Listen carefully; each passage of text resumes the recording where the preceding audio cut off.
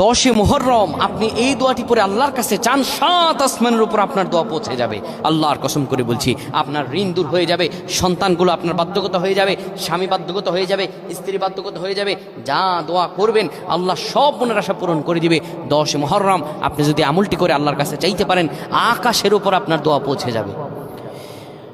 বিশ্বনবী সাল্লাল্লাহু আলাইহি ওয়াসাল্লাম বলেন, মান সাল্লা আলাইয়া আশরান ফি আউয়ালিন নাহার ওয়া আখিরিন নাহার নালাতহু শাফাআত ইয়াউমাল কিয়ামা। এমনিতে মুহররম মাস আল্লাহর কাছে গুরুত্বপূর্ণ, কারণ এই মুহররম আল্লাহ বলছেন এই মুহররম হলো শাহরুল্লাহ, আল্লাহর মাস।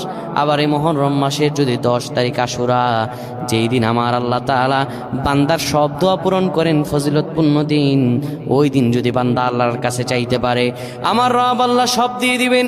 আপনি বিশ্ব নবী সাল্লাল্লাহু আলাইহি ওয়াসাল্লামের উপর 10 বার দরুদ শরীফ পড়বেন। নবীজি বলেছেন, মান সাল্লা আলাইয়া আউয়ালিন নাহার, দিনের শুরুতে যদি কেউ 10 বার দরুদ শরীফ পড়ে, দিনের শেষে যদি কেউ দরুদ শরীফ 10 বার পড়ে, নালাতহু শাফাআত ইয়াউমাল কিয়ামা, আমার নবীজির সুপারিশ তার কাছে কিয়ামতের দিন পৌঁছায়া যাবে।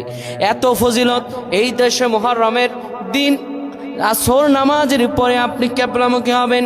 এই যে আসছে শুক্রবার, এই 10 মুহররম এই দিন আসর নামাজের পরে কিবলামুখী হয়ে এই ইসমে আজমটি পড়বেন 10 বার। ইসমে আজমটি শিখিয়ে দিচ্ছি। আল্লাহুম্মা ইন্নী আসআলুকা বিআন্নী আশহাদু আন্নাকা আনতাল্লাহ লা ইলাহা ইল্লা আনতা আল আহাদুস সামাদ আল্লাযী লাম ইয়ালিদ ওয়া লাম ইউলাদ ওয়া লাম ইয়াকুল লাহু কুফুয়ান আহাদ। এই 10 মুহররমের দিন আসরের পরে এটি আপনি পড়বেন 10 বার। এরপরে আয়াতুল কুরসি পড়বেন 3 বার। লা ইলাহা ইল্লাল্লাহ ওয়াহদাহু লা শারীকা লাহু লাহুল মুলকু ওয়া লাহুল হামদ ওয়া হুয়া আলা কুল্লি শাইইন কাদির 41 বার পড়ে আল্লাহর কাছে যা দোয়া করবেন, আমার রব আল্লাহ সব দোয়া পূরণ করে দিবেন। আল্লাহুম্মা আমিন।